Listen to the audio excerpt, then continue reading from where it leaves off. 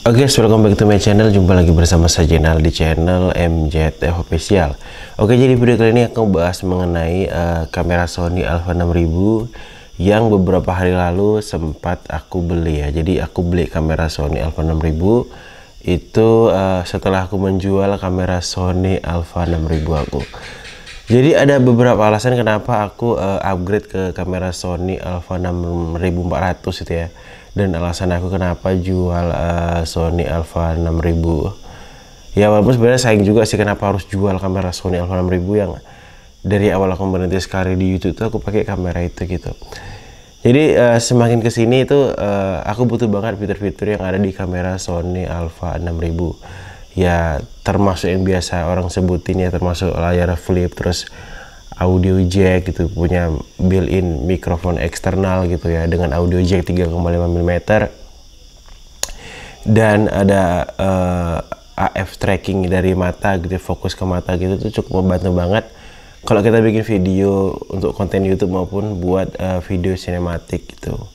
Karena sebenarnya ini aku baru tahu juga sih sebetulnya yang masalah kamera Sony Alpha 6000 yang kemarin, kalau kita itu ngirim video gitu pakai aplikasi di Imagi Edit Mobile itu, kenapa kalau videonya kita buat story atau kita upload di story Instagram, WhatsApp atau di Facebook itu dia berubah jadi lebih agak pipih gitu, lebih agak kelihatan gepeng gitu.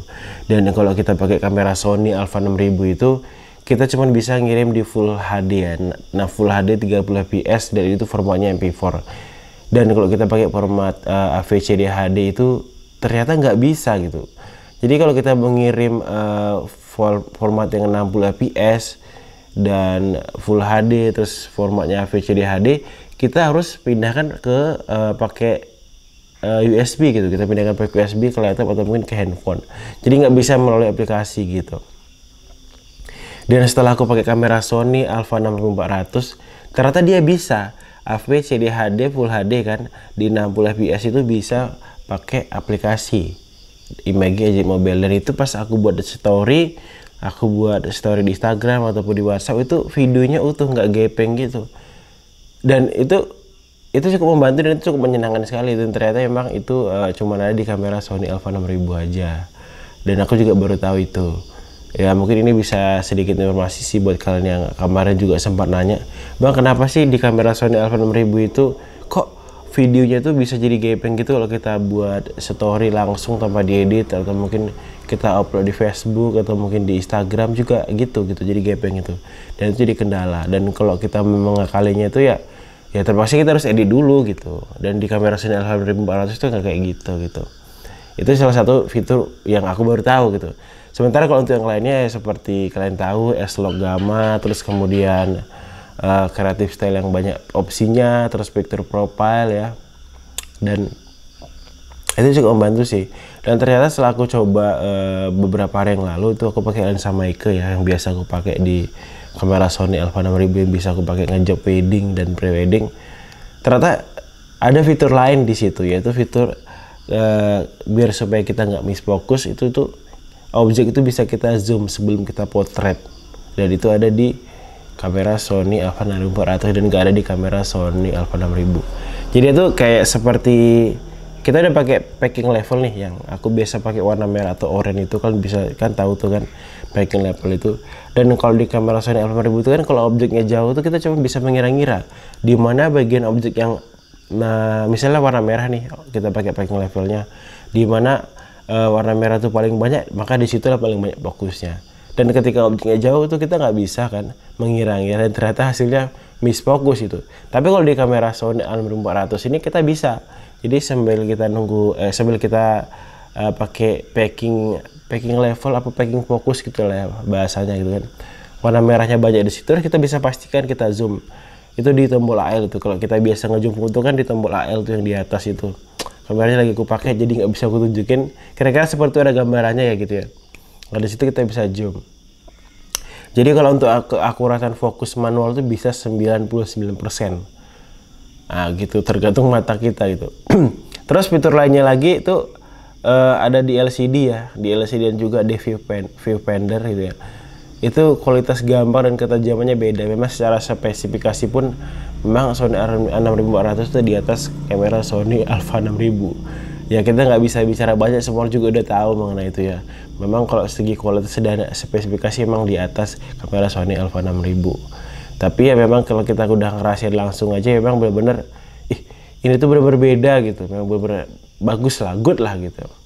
Dan kalau masalah apakah masih layak di tahun 2021 gitu ya. Ya ampun, ini kamera umurnya baru 2 tahun. Baru rilis 2 tahun yang lalu. Sedangkan kamera Sony Alpha 6000 aja kalau kita bilang masih layak, itu masih layak banget gitu loh. Dan sampai sekarang pun masih banyak yang nyari kamera Sony Alpha 6000. Karena untuk foto dan video itu masih oke. Kalau masalah autofocus belum ada lawan kalau di Sony gitu ya. Dan kalau untuk detail foto dan sebagainya masih oke banget.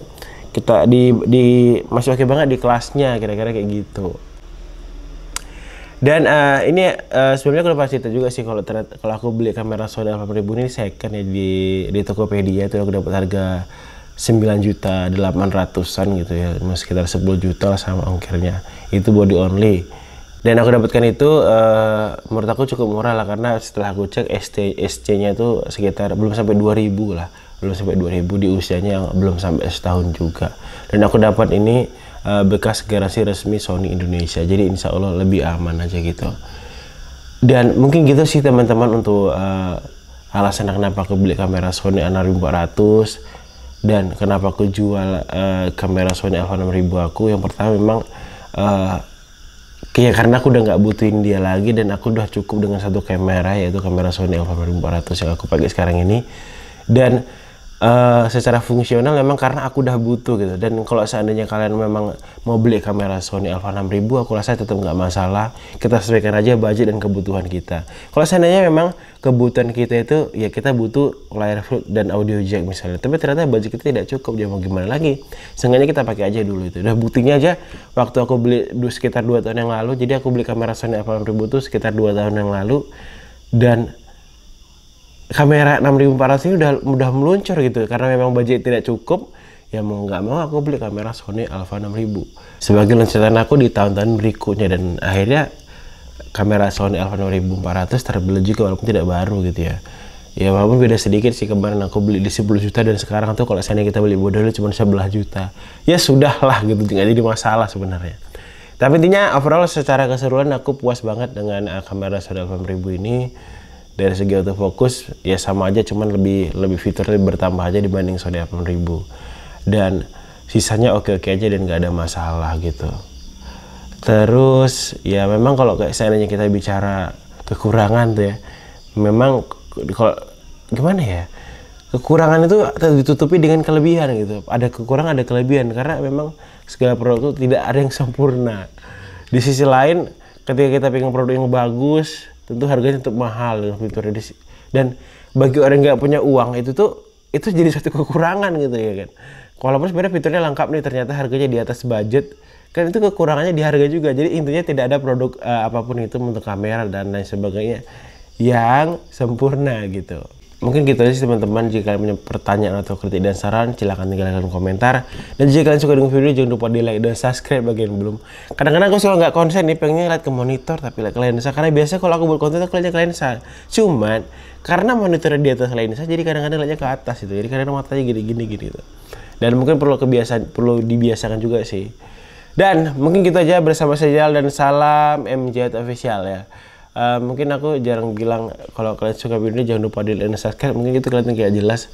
Jadi kalau kalian boleh bergabung di channel aku ini, aku biasa bahas mengenai konten produksi, mengenai foto prewedding, wedding gitu ya, mengenai review produk juga. Cuman belakangan ini memang karena kondisi seperti ini jadi memang jarang job juga gitu. Ya masih job kecil-kecilan aja, jadi aku agak jarang bahas buat konten tentang perweddingan lagi. Jadi lebih ke ada review produk aja lagi.